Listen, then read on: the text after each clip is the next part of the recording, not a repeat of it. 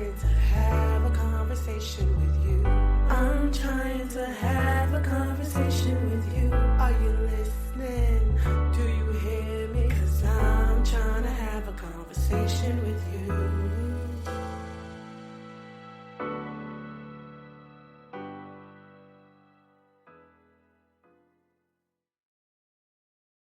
Hello, and welcome to another episode of I'm Trying to Have a Conversation with You, a podcast with two sisters who never seem to be done talking. I'm Monique. And I'm Kasha. We have a guest again today, ladies and gentlemen. We have our daddy. He is going to be doing our Father's Day episode with us because it seemed fitting so that you guys can really get an opportunity to see what and who made us who we are. So I thought when we first started our podcast, we talked about show ideas, and two that we stuck on is we wanted to do episodes with our parents. For me, it was for two reasons. One, I thought what a great way to capture who they are for the generations that are to come afterwards to be able to meet them. And for me, because I think they were amazing parents. They weren't perfect, but they were amazing parents. And they sometimes, I think they look at us and they'll say, "Oh, how did you guys become how you are?" And I think they fail to realize all the things that they did to make us who we are. So that is why I wanted dad and mom on our episodes. Why did you, Kasha? Same reasons. I felt like we had really good parents, and one of the big things I say, is that our parents were able to do with what they didn't have. Like they were able to bake a cake without ingredients.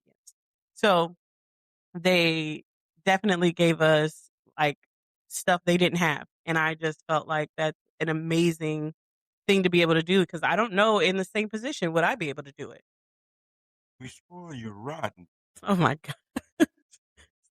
They did. They had their moments, but they also were stern. They also gave us a lot of foundation. So for sure. Yeah, I like that.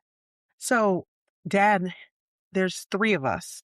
People don't, maybe not, if you haven't watched all of our episodes, you don't realize there's a third. It is our brother, and he hasn't been on the episode. We'll have to see if maybe we can get him to come on one day. We'll know. Um, but in any event, I want to ask you a question, Dad. How would you describe all three of us? All of my babies are successful, and yes, I'm arrogant and I'm just so confident in them, and I love them, and I just know that we try to raise them the best way we could, and they just to be honest with you, I just think I pray every day and thank God how much I love them and how much I'm so blessed with them. All I can say is God has been so good. Can you describe each of us in just three words? So give me three descriptive words that describes me. Frugal. I'll take it. What about our brother that doesn't appear on the podcast? How would you describe him in three words? It's strong, smart, and a traveler. A traveler. What was the first word you said? Broad, Broad. Broad? Okay. smart, broad, I and a love it. traveler. It, Yeah. Smart, yeah, broad, and a traveler. And lastly, how would you describe the baby of the family? Kasha. my baby is complex, Complex. smart, and fancy. Okay. Expansive. I love it. These are some good words, Daddy. Those are good. So I think I think it's interesting to get what comes to mind when you think of us. I do want to go back a little bit because I feel like how you grow up can sometimes evolve into the parent or the adult that you become. And I want to ask you, when you were a child and you were growing up, first of all, what was your childhood like? The most, I won't lie. It was great. Mostly, I mean, as far as like we had plenty to eat. uh, uh,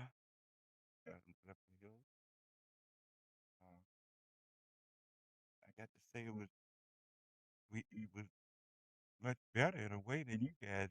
but because I had to protect you guys growing up. But yeah, I could walk home at night. Didn't have to worry about, you know, because I was in rural Well, area. I mean, it was like a state park growing up, and I had many opportunities. And I have to say that really I did. I had so many opportunities, and I had decided one time to be a scientist, a doctor, a lawyer. So I felt really great growing up. when you were growing up, who was your biggest role model? My biggest role model, I'll be honest with you, it was my band director. His name was Mr. David Lee Brundage. He was my he was my mentor. He was my band teacher. He was my civics teacher. He was just a fantastic person. He drive from Lakeland to Day City every day. He was the greatest mentor. Never got a chance to thank him. But Mr. David Lee Brundage, Lakeland, Florida. What did he do that made him a role model for you? Well, I was in the band, and believe it or not, in sixth grade in the high school band, and he selected me, and it was you had to try for it, and my first time ever trying to learn how to play music and read music. He had trained me in the evening time after, after school, before the bus come in the morning. And so it took me to another level. And he inspired me because Zephyr was a place that was, our houses were the best. We didn't have indoor toiletries and stuff. So what happened is, anyway, he was Zephyr was a place that everybody couldn't read and write almost, and it was a lot of ignorant people, including my own parents. The thing was that Mr. Brunish inspired me in spite of what I was going through at that time too. Uh, it was some tough times at that time, and Mr. Brunish inspired me. He never ever said anything about the times I was going through. He never even talked about that. You know what he did? He lived in Lakeland. Matthew, I'll take you home today. And the reason was I was in a very, very dark space at that time. And I was thinking about quitting school. I didn't tell nobody nothing. It's just the way he never even, he just like he knew what was going on. And every day drove me places like Lakeland. I've met Dennick McLean, Cy Young Award winner in the World Series. And then he took me to Manatee County. I met the St. Louis Cardinals.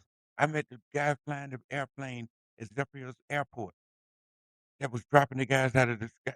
I was talk, but I didn't want to tell that my shoes wasn't right, and stuff like that. And he told me from then on, he said, if you ever need shoes, you let me know. Don't you ever walk around like that again. I was in chemistry. I was in biology.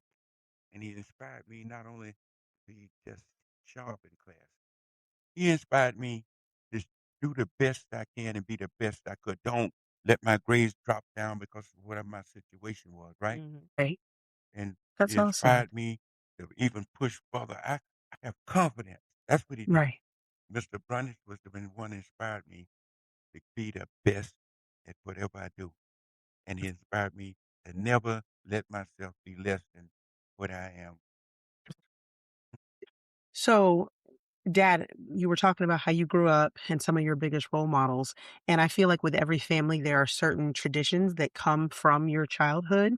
Were there any traditions from your childhood that once you had your own family that you wanted to make sure that you included? Yes, as a matter of fact, the 4th of July, The 4th of July. What did you do that you wanted to include with us? barbecues, Yeah. and I think we had some great steaks back then and hot Yeah. dogs. Did you do that as a kid and that's why you wanted to bring that into the traditions? Or was that something y'all didn't do and you wanted to bring into No, tradition? no, we did that. That's one thing. My mama, Yeah. yes, she's going on 4th of July. She's gonna celebrate those holidays now. We're gonna Yeah. barbecue. I love it. I know that we did used to always have 4th of July barbecues, but I didn't know that that was the significance behind it. Um, Yeah, granddaddy would barbecue the whole half a hog and him stay up all night. And then that next day, Mama and Amy and all of them would come from Zephyr Hills all the way to stuff out there. what's funny is I don't do it now just because my son's birthday is really close to the 4th of July and his parties are usually expensive. So I don't do a 4th of July party anymore. But prior to having my son, I always had a 4th of July party. I used to go all out. So it was one of those traditions that was really big and important for me. And it had come from we always had parties, but I didn't know, like I said, the significance behind why it was something that we did. We did it. We had lots of parties. I love it. So I want to talk about now, once you became an adult and you becoming a dad. When you, what went through your mind when you found out that you were going to be a father the first time? Oh, that was scary. It was scary. Hmm. Why? Well, I didn't have any any support. I got, I was like on my own. I grew up and became a man, and I had no support from immediate family. It was just me and my mom. So it was scary because it was just you two. I get it. Um, Once you became a dad, and I being the oldest came, what surprised you when you guys first brought home that baby? What surprised you when you brought me home? The baby was snuggled up under me.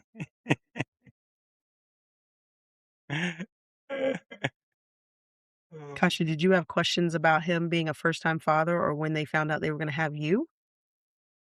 Oh, that is a question. Well, I guess in order. I mean, once you had the first one, you kind of, you like you say, you were scared. When you had your second, what was that like? oh, that was even scarier. We lost Matt 11 times. Yeah. Yeah, But- because he was We didn't get no sickly. sleep for 2 weeks. Yeah. So, And then when scarier. you had the baby, which I'm a baby by a long shot. What was that like? Oh, that was all right because we had support. We had your oldest sister. Yeah. We had Matt. And we had to look for you every day. You might be in the bathtub in the in the morning. I used to randomly sleep, like wake up in the middle of the night and go sleep in the most random places, like the bathtub, in front of the washer, under somebody's bed. Yeah. You were the weirdest child. You'll be on the floor. No telling where you'll be in the closet. I don't know why I And you did eat that. on the table. You sit on top of the table and eat. It's true. We've never discussed that before, but I definitely used to sit on top of the table. And eat the sugar. Yeah, that was so weird. What'd you do? Eat sugar by the handful. That's disgusting. Gross. I would never do that now. You know, the crazy part is that's something like mom and dad would have never let me do. But by the time you came around, they were like, well, just let her sit on the table and eat sugar. No, no, no, no. They didn't let me eat sugar. They caught me eating sugar. They were like, "What are you doing? Stop it." Stop I eating spent sugar. more time with the baby than I did with any of my other babies because I was always working, working, working. So for you, dad, what was it like raising kids? Did you ever feel like because there were three of us and you and mom, like you said, you didn't have a lot of support? Now, grant you, there was a big gap between when you had two kids versus three, but once you had three, did you ever feel outnumbered? What was it like for you and mom raising kids? I got to say, it was great. I won't lie. It, it was it was it was better than I planned. I thought when I grew up, I was going to have this family, it was even better than I. Yeah. I will tell you guys that dad was not necessarily the disciplinarian. Dad would play with us. Dad was like having another big kid around with us because in the summertime, when we were out playing in the neighborhood, if we were playing kickball, dad was going to play kickball and he wasn't going to go easy on you just because he was grown. Was gonna go in. Dad was gonna throw the football with us. He was gonna if we jump in rope, Dad's gonna come out there and jump rope. Dad would play Barbies with me. He didn't care. Like it wasn't like, oh no, that's for girls. But And okay, this one would make me this is up. what he I didn't want to Dad, mention that, but I didn't have nobody to make up during that time, so I used to make my daddy up and put on lots of lipstick and stuff. And poor thing, he would wake up with barrettes in his hair, like what is And I was a tough longshoresman, I work on the ship. he's a tough And man until his yeah. daughter put barrettes in his hair. And my dad, like he was the biggest prankster too. Let me tell you, as kids growing up, he would prank us all the time, and he would tickle himself so hard, like he Yeah, is he's right laughing now. at He would laugh so hard during the prank that we would get mad, but we would be laughing because he's laughing so hard. And one of his favorites used to be when it was time for us to go to bed. Mom would be like, "Hey, y'all need to go get in the bed. Go get in bed." And we'd be like, "Okay." And I would always be the main one, but Matt would too, be trying to sneak out. Mom would put us to bed, then she'd go to bed. Dad would stay up and be watching TV. We would peek out because the way our house was, if you looked down the hallway, it looked right at our couch. So we'd peek out the door and Dad would yeah. see us and he would be like, "Come on." He would beck us over to him. "Come on, come on." So we go, we think we slick. We go out, we sitting on the couch with Dad watching TV. Mama's in her room, so she don't know. And we'd be sitting there. Dad would put his arms around us, let us just snuggle all into him. And when we got real good and comfortable, Patty, they in here watching TV. And we'd be like, what? And it didn't matter how many And times he he would did it hold to us. us. He would hold us until she came there. And it didn't matter how many times he did that to us. We would fall for it every time and be just like, I can't believe he's betraying us. But he would be laughing just like that so hard, literally to the point where my mom couldn't even get mad and spank us because she'd come out and be laughing because of him. So it was funny being raised, but at the same time, if there was something going on with you, you could talk to Dad. Dad would listen to you for hours, whereas Mom sometimes would be like, all right, I done had enough. Dad would just be like, I get it, baby. I know. Yeah. You could tell him all the junior high school business. Dad was going to listen to all of it. And I always say that Mom was our disciplinarian, but Dad gave us our words of wisdom. Like, Mm. there are things that literally Dad said to me that I carried into my adulthood to this day. And like, one of the things my dad used to always tell me, baby, you make sure that whatever you do it because you want to, not because you have to. That's how come you get educated.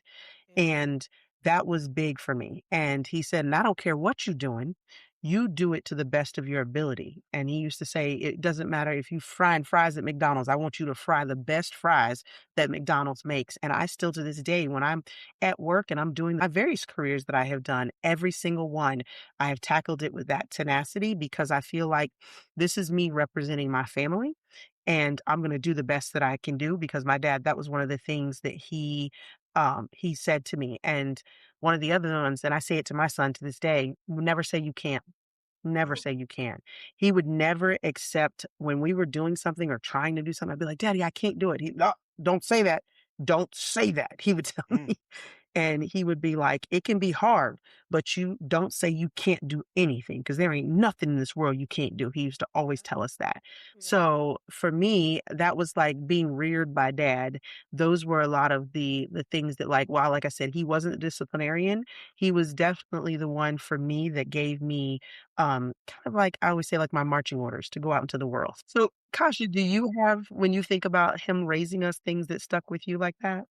Yes, absolutely. I have a few things. I whatever you do, be the best at it was one of them.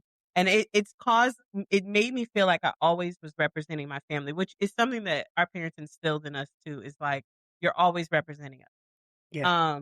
The other one, actually, and I recently said that recently I kind of caught on to it more than I did in the past. But when I was talking about interviews, Dad would say to me, you have to understand, you are interviewing them just as much as they are interviewing you. And it finally clicked. Right. And what's the one that we say?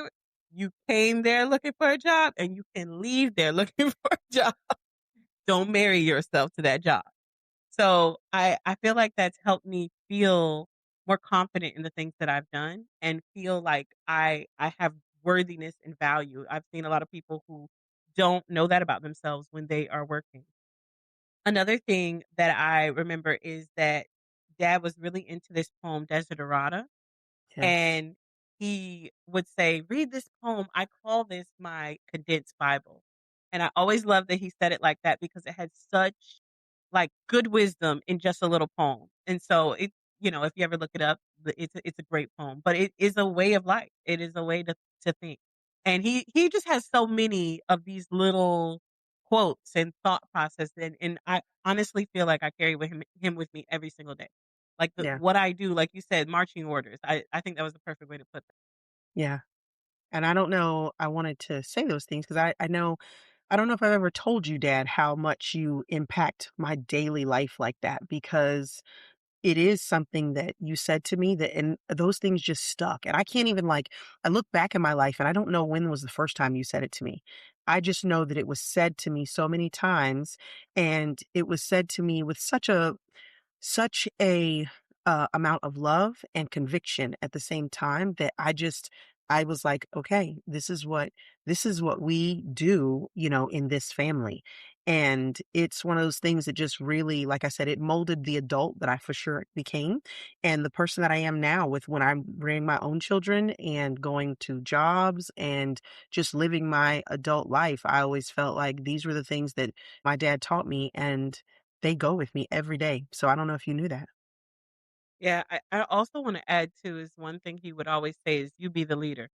And that was something that it didn't always mean to me that like, oh, I'm running around here trying to run everybody, but it always made me know that I was in charge of my own decisions, what was going on. But I will say this is that I feel like that had made me feel like my the opinions of my family was more important than the opinions of my friends. I was like, "Child, like, if I'm not the leader, this is a problem. Like, Right. if I'm following you into something stupid, this is a problem." Yeah. So if I did follow something, it was always something to elevate me or I would just not be following it all, you know? Right. So, Dad, I will ask you, um, like I said, we're telling you some of the things we're talking about raising and how you guys reared us. What were some of your biggest wins as a parent? Well, first of all, with each one of y'all, like I said, finishing school, then going to college, those big wins for me. Just the Yes. fact that you attended college, and it was a big, big win for me. It just made me feel so, you know, uh, feel so good. I can't even describe it. It was just a beautiful feeling. I And love you that. guys, from birth and up to grow up, and I didn't never have to get you out of jail. I never had to worry about you skipping school repeatedly and causing all kind of problems in the street, you know. And that was a win-win thing. Yeah. Kasha, I'm not even studying you, okay? That's why he said repeatedly. 'Cause I he know was he talking didn't about see. you. I only did it once. I skipped school and my dad caught me. So that was no fun.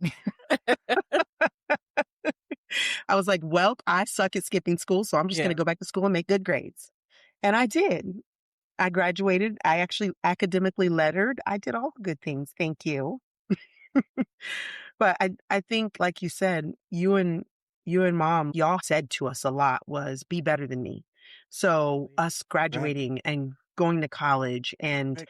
not getting in trouble, you would never accept certain things from us. And it was such a known thing in our home that this will not be accepted. I don't care how you see things growing up. I don't even care if like things that I have done. You're not going to make the same mistakes as me. You're going to be better than me. I wanted to point that out because I especially think now, being in the education setting, I see a lot of parents that don't care to make their kids be better than them, don't care to push their kids to be better than them, and are sometimes even envious if their kids are better than them.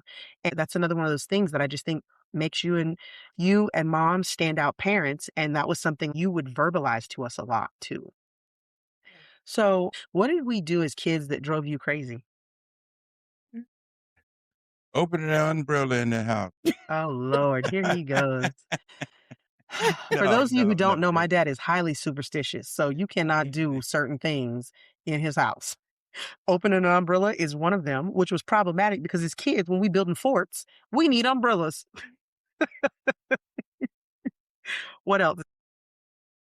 If I tell the truth, I can't think of anything that drove me crazy with y'all because I always just loved my babies. When I was home, I always wanted y'all to just sit up under me. I mean, and I always did it like that, you know? Yeah. And hug y'all and every chance I got, just love you. And so I didn't, Betty could tell you, a baby could cry all night long, either one of y'all. It didn't bother me. Yeah. Yeah. Dad, he definitely had the patience of Job because he did not get, he's not lying. Like the umbrella thing he would get onto us about, but much else, he I didn't know that's really, right. we could be loud. Do you remember? Well, you probably don't, Kosh, because this happened before you were born. Matt used to be so loud in the house that I thought mom was going to kill him. So Yeah. dad used to load him up in the car, and Uh-huh. this was before seatbelts had to be on. Matt would literally hang out the window and dad would drive and just let him scream to the top of his lungs Yeah. for miles. For miles. All the way in Sheffield. I mean, I did it and driving all in the woods. He said, ah! After a while, you look over there, he'd be He's asleep going after to a while. sleep. Where is it? It did not it did not bother dad at all. Like he was unfazed by it. He'd be like, "Come on, boy, you need to go because your mama gonna be." He would just take him Oh my and let him scream, Kasha, from Tampa to Zephyr Hill. God. With your son, even when he was going to school, yeah, I take him. I said, yeah, I got him. Go to walking with him. That's Yeah. why he look at me. He be sleep. Yeah. Daddy said that like a crying baby, a yelling baby, Is or a healthy baby. right. That's right. Dad never seemed affected by us being loud. We Mm. could build stuff in the house. It didn't bother him. Us play like Matt used to take these Tonka trucks and just Yeah. run through. Dad was unfazed. Like dad would be sitting there like it's not happening, watching TV. And mom would be just like, make him shut up. So I I don't inherited that from dad. did I'm you like that. You know, like when we talk about working in, I've worked in, preschool and, pre-K, they make a lot of noise and you were like, oh my gosh, like there's too much going on. And it doesn't bother me. Like I can compartmentalize that. I'm like, it's totally different. And people but might be like, oh, that's a lot of noise. But I'm like, it's all how do right. you What'd you say? how do you handle it at home with your own children? I don't mind the noise. I don't like the fighting. Got it. That Don't like also that. didn't bother dad because me and Matt used to fight all the time and dad did not care. He was unfazed all the time. So, Dad, I want you to think about us individually as kids, and I want you to think about what is your favorite memory we're going to start with the youngest. What's your favorite memory of Kasha? Looking for her and finding her in the laundry room. Did it, like when she first started doing that, did it scare y'all? Yeah. But then you just got used to her doing it and you'd be like, we just Yeah, got to we just find get her. up and we gonna find her somewhere. I don't know why I did that. What was your favorite memory of Matt? Of course. When I took him that day and drove him and when he was yelling and screaming and hollering, and I drove away with him that day, that was one of the favorite times that and I knew I was laughing all the way all the way there when he went to sleep. I was laughing. That was That's one of the hilarious. most I'll never forget that. That was a good one. Yeah. What about me? What was your favorite memory of me? Oh, one way you was backing down the stairs and we said you was sick. We said, "Where you at?" You said, "You in the bed?" "I am." You backing down the stairs. I said, "Look at her, Patty. You backing that Patty." Said, "She's so there." But I got to give you this other one though too. Okay. The fact that I'm taking a shower and I'm Oh, tired. I'm so tired. I've been working hard all day. I'm in there taking a shower, and you walking pretty good then. And I said, Patty, I said, I'm in the shower. I hear something to the door. I said, that's you, Mama? He said, I see you, Daddy. I see you. Mama, come get up. repeat it. It was so funny. funny. I forgot about that one. I do like that one. Yeah. So now I want to ask Kasha. We kind of talked about it a little bit earlier, but um, can you tell me, Kasha, the best advice or life lesson that dad gave you? I don't have like a one specific one because like I said, he always had the gems. He definitely had a lot of gems. I really hold true now in my late 30s to you're interviewing them just as much as they're interviewing you, which means know your worth to me. Like I say, I carry him through day to day. So it's just me carrying myself and oh, one of my favorites. I just thought of it. Walk amongst kings and never lose the common touch. Love that. Dad has said that for years, and it's something I carry with me because it makes me see how to treat everybody the same. Everybody deserves respect.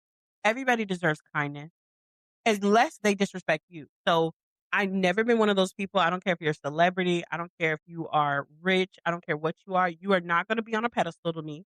And even if you are going through a hard time and you have difficulties in life, I'm not looking down on you. So to me, everybody's on an even playing field. The only thing that will drop you down is disrespect for me. And that's something I learned for dad. And I definitely carry that with me. Yeah. Well, you stole mine. It's okay because My that is one that that's one of those ones that literally daily affects me as respect to um who I am. Because when I was a cop, for instance, that was how I went about being a cop.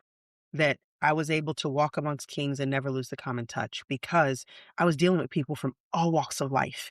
And so whether it was the homeless man on the corner or the man living in the mansion, when I dealt with those individuals, they all started out the same with me. And so that was one of those things that I don't think he realized the weight of his words when he said it to us, because it really shaped the person that I became. And I don't judge people. I don't look down on people. I don't look at people who have less or more than me and look at them any differently. The other thing I will tell you is my dad gave me my confidence because from the time I was a baby, my dad used to tell me, "Oh, baby, you fine." So I always thought no matter how big or small I was always cute. So for me, I never like I wasn't the skinniest teenager. I wasn't the skinniest 20 something. I've gone through weight loss, weight gain, whatever, whatever, but I never like questioned my worth because my dad always told me I was cute. So my dad gave me my confidence. And I don't think he in that moment when he said those things, it was just kind of something he just said to me. And I used to always say, "Daddy, do I look pretty?" He's like, "Oh, baby, you fine." And I was like, "Oh." So like, that gave me such confidence because that's what my dad said, and he wasn't gonna lie to me, so I would say those are the 2 things that the biggest life lessons and advice, and I don't even know if he knew he was giving those lessons and advice in those moments. So, now dad, back to you. Now that you have reared your kids and they're all grown, we've all moved children, things like that, what does being a father mean to you now? Oh, it means more than anything because I'm a grandfather now. And I can't see my grandchildren enough. I can't. I just love them. I just can't keep up with them. I need a helicopter to go to everything, everywhere they is every day. I feel so blessed like that. Feel like then what you're saying is like being a dad, it's kind of legacy because now it's not just your kids, you have grandkids, so it's legacy for you. They're my glory. They are glory. The last thing I would ask you, Kasha, that I want to pose kind of to us is now that we are adults, what is something that we can appreciate um, now that we may not have appreciated when we were kids? I think I appreciate the love and the compliments. Like I was opposite from you when dad used to be like, "Oh, you're so beautiful." Da, da. I'm like, "You're just saying that because I'm your daughter. Not You have me. to say that." And he's like, "No." And I had a hard time with that. And now I see it I see it totally different where I it does help kind of build my confidence in that sense. I do want to add to. that, and I've talked about this before in another episode, that my our relationship changed when I became an adult, when I became a mother. Mhm. Um, I talked about before in another episode that I went through postpartum depression and anxiety. And dad is somebody that I really everybody, like my family was very tight with me at that point. But dad was so instrumental in helping me get through that time because he was in the trenches, you know? And I try not to say this with too much emotion, but he definitely saw me at my worst, and I mean my worst. There were sometimes I would sugarcoat it to a friend or a family member on the phone, but dad saw me when I was, like, really at my worst, and I never forget the day that kind of switched me in that moment is when I was, having just literally a breakdown, and he said, "I don't know what to do but to just be with you." And I was like, "Yeah, and I'm not going anywhere." And so I remember just kinda standing there and just thinking like, "Dang, like, my dad loves me this much. Imma get out of this hole," you know? Um, but that relationship to me, like, that's something I feel like I never ever can repay my dad for pulling me out of that mentally dark place that I was in. There isn't $1,000,000, $1,000,000,000 home that could match what he's giving me in that moment, and it reminded me, like, when you were speaking earlier about still being a father, like, he was still parenting. Even though I was a grown woman with a child, he was still parenting me and still gonna be like, I'll carry you through this however I need to." So, that's something I really appreciate. Didn't make another episode without crying. Hey, never I was holding mine just on the eyelid, so, um, Another thing I wanna mention is that, and I said it in the mom episode, is that we had parents who wanted to be parents, yeah. and they made it apparent that we were their glory, you know? And so I never questioned, did they want me around? You know what I'm saying? Was I important? Were we important? So we had Yeah. parents that wanted to be parents, and we currently have grandparents who want to be grandparents. So 100%. that is it's a very special thing to have. For sure. I would say the thing that I appreciate now that I am an adult, it piggybacks on watching him with you during that time Mhm. was just, ooh, I can't even talk about how incredible it was to watch him still parent as an adult because that's hard. That's a hard place to figure out and navigate, and when he told you, like, "I don't know what to do other than to be here with you," because as an adult, like, as a parent to an adult child, you don't get to tell them what to do or just control it, and that's a tough place, but watching him navigate, I can appreciate that how hard that is, and now as an adult, especially with my own children, and this happened recently, I was watching a thing and it was talking about how when you have your baby, how they stop needing you to reach up and grab things for them and tie their shoes and dress them and letting go of those kind of things. And you know that you have done it right when they need you less and when they don't have to consult with you and when they don't. I can appreciate um the happiness and the heartbreak that comes with that Mhm. because I was crying my eyes out the other day listening to this letter this lady was writing, thinking about that I still wanna hold my son in my arms and do all these things, and he's big now. He's pushing me away, and he's wanting to do some of these things himself, and I'm having to step back and let him do it, and then it dawned on me that our parents have done this.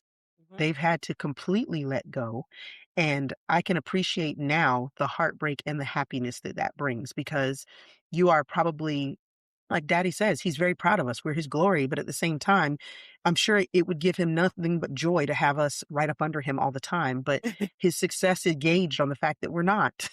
Yeah. And I'd like to say this too. I didn't want to say it. You asked me these questions, and I didn't get a chance. I should have said those were the first. All three of my children, you,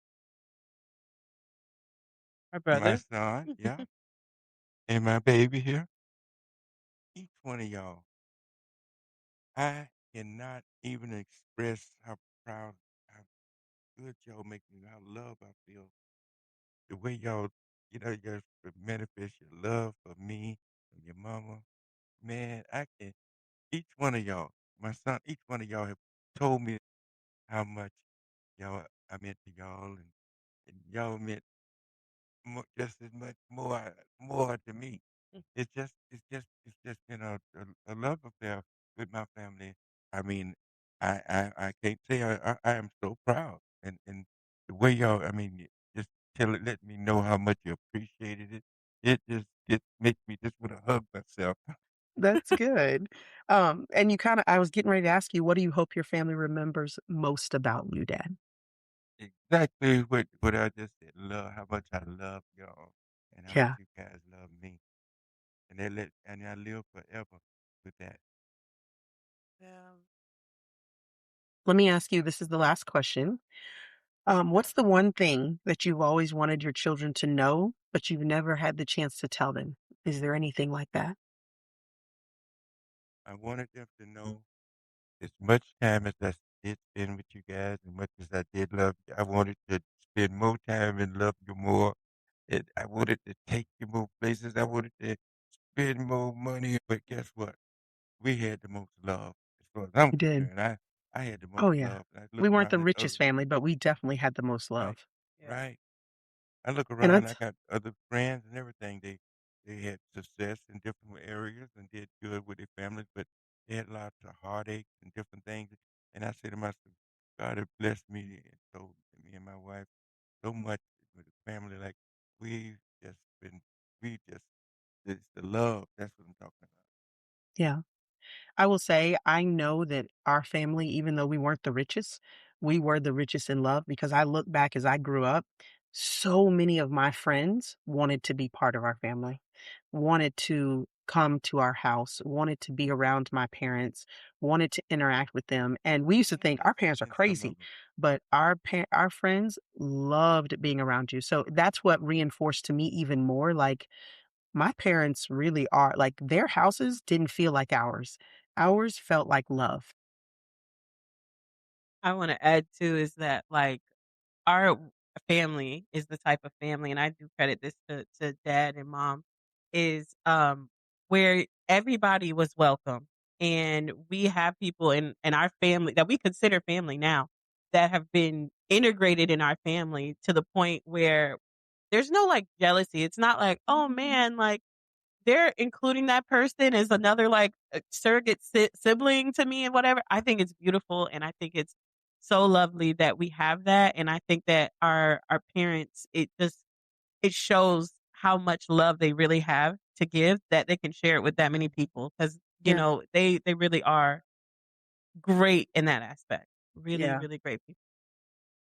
So to that word, I will say, like all of us have our significant other spouses, and our parents have every one of our spouses have been integrated, and that's just another one of the kids. Like for them, our parents, they're like, "Oh yeah, that's my other baby. That's this baby." Like all of our spouses, they when they say like this is their family, they mean our families with our husband, our wife, they have just brought them in under, and that's just part of who, yeah. Yeah. And they will go to bat for them as much as they do, and sometimes with us for them. Yeah. I appreciate that too. We have I very do. fair parents in a sense. Like, there's no situation where I can be nasty and wrong to Terrence, and they'd be like, "Oh, well, no. If I was wrong, they're gonna be like, you was wrong. I don't like that. Don't do that." Playing. You need to stop talking like that. That's what you need to Yeah, do. exactly. So, um, I want to say, Daddy, thank you for doing this with us. For me, it means a lot. Like I told you in the beginning of the episode, I wanted this to be on record so that my children, their children's children, because when you said earlier about what's the thing that means the most, and you were like, well, now I'm a grandfather, it's that legacy. I want my children and my children's children and my children's children's children to see and hear who you were because you are poured into the foundation. And I appreciate you talking to us. I appreciate the man that you are and you were as we were growing up, showing us the good, the bad, the ugly, loving us all the time, being the one that if I was upset, I knew that I could always just fall into my dad's arms. And to this day, Don't come for me because I'm gonna say it. My daddy gives the best hugs ever in life. So to this day, I walk in the house and my dad can be spitting fire mad, and I'll be like, "Hey, Dad, can I get a hug?" And he will, oh, come on, girl. So Mm. just want to tell you how much I just love you, how much I appreciate what you poured into me, and making me the woman that I am. And so I'm not gonna cry no more. Okay, Kasha, your turn. I would have to second that like our parents, both of them together, it was just like lightning out of a bottle to me. That I really appreciate about dad giving us that, and I'm gonna carry that, Monique. I'm taking that with me is the marching orders because daddy definitely gave us marching orders. And to know and have your parent in your head every day, and not in a demeaning, No, domineering way. It's really like a way where it's like, this is, the way of life. It's like almost like I gently hear a push from him at all times. So I think that that's so important. And I also give them the credit of making me a hippie child because in what, like, dad's like, you guys were saying like, oh, we weren't the richest or whatever. I feel like we had so many incredible experiences you did. because of the fact that our parents were very broad minded. So Yes. it wasn't necessarily, there was times that, money was great. There was time money was average and what have you. But there's time they always took us somewhere interesting. They always took us to restaurants that where people wouldn't really regularly go and kind of ruined me because some of the basic restaurants I was like, okay, Um, that ain't because no. they wanted us to experience more than anything. And that I think was important because that was like walking the walk when it said walk among kings and never lose the common touch. We Yes. went to places where they were very fancy Michelin star restaurants Right. and acted accordingly, but it wasn't anything where I was like, "Oh my gosh, I shouldn't be here. I don't deserve this." Dad he made sure that we went places like that and felt comfortable Yeah, in places like that. for sure. Um, but also very broad-minded. A lot of my music choices, a lot of my things that I really enjoyed that came from my parents, some of the funny, interesting music from the '70s that came from them. So I really do credit, dad especially has such a deep love for music. Yes. Jimi Hendrix, like, I would have never been the person to listen to Jimi Hendrix if it wasn't for dad. So I credit them for being so broad-minded as people and allowing us to be. I also say that, yeah, traveling and my love for travel came from Yeah, them. Dad for and sure. I would say dad spearheaded that kind of stuff where he's like, "Yeah, let's go somewhere. Let's do this." So just having experiences, being broad-minded, being open-minded, being loving, leading with kindness, I definitely think that came from your dad. I have a tattoo of both of my parents, like, quotes. This is the one that from my mom, and on this side is dad, and it says, "I love you more." Because there is never a time you can tell daddy that I love you and he'll let it go. He's Never. always, always gonna say he loves you more, and you can't win that battle. So Huh? This is to you. This is Yes? before Kasha was born. You remember? You know how you could trust your dad? Daddy taught you how to trust people, right? When you're on top of that haystack. No. It'll tell you to Another jump one of his up. pranks. This is another one of his pranks. I could never trust him. If dad told me, "Come on, baby, jump down, I'm gonna catch you," he was going to put his hands there, and then he was gonna let me hit the ground just not hard enough to break legs. That was about it. But he was and I was like, "What is wrong?" and he still thinks it's hilarious. Like I feel He his would belly laugh. laughing right so hard. I'm like, We would laugh every time. So no, don't trust people because of you, dad. You were a prankster. And you know what else dad used to love to do? Hide behind stuff and hide places. And when you'd walk in, go "Arr," and scare, yeah, like insane is what you were, it dad. was funny too. But you Like, were do you fun. remember like when mom would cook dinner and dad would be like, it would be done or whatever, and she'd give him the plate and he would have to growl at his food before he ate. Yes, before he ate. Like, I'm telling you, dad was the most fun. It was he was very crazy. quirky, So, dude. Oh, boy. but I thank you, daddy. I love you. Thank you for doing this episode with us. I've been excited about this from the beginning because of what it was going to be. So I appreciate you and I thank you and I love you. So with that being said, we could talk to Daddy probably all night because Daddy loves to tell stories too. So there's that. He's good at Um, that too. he's very good at that. But we are going to wrap up, and Yep. don't forget to look for us on all of our socials. Kasha, I'm trying to the number 2 have a convo pod on Instagram. On TikTok, I'm trying the number 2 have a convo. On YouTube, you have to search I'm trying the number 2 have a conversation with you. Look for the little pink logo, and then you can always go to streettailsnetwork.com and look at our episodes as well as our brother episodes of 56 and Street Tales. that is correct. And don't forget, So if you have a great story about your dad, even though he's not as amazing as ours, you can always email us at trying the number 2 have a convo at gmail.com. So, with all that being said, I'm Monique, that's Kasha, and that's our dad, which I don't think we ever said his name, Matthew. And this conversation is over. it's over.